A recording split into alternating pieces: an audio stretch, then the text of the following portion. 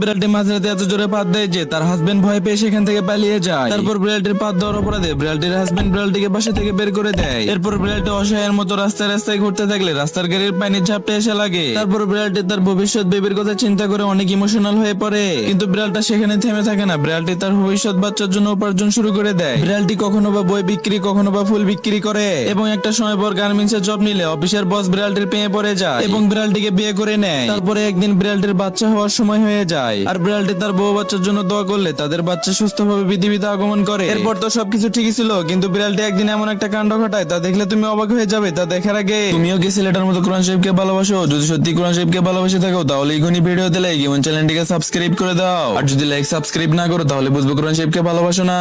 তারপর বিড়ালটি আবার এত জোরে পাত দেয় যে এবার তার হাজবেন্ডের হাত পা ভেঙে যায়। তারপর বিড়ালটির হাজবেন্ড আদালতে বিচার দিলে বিড়ালটির পাতের গন্ধে কেউ বিচার করতে পারে না, আর আদালতে পাত দেওয়ার কারণে বিড়ালটিকে রাস্তায় বের করে দেওয়া হয়।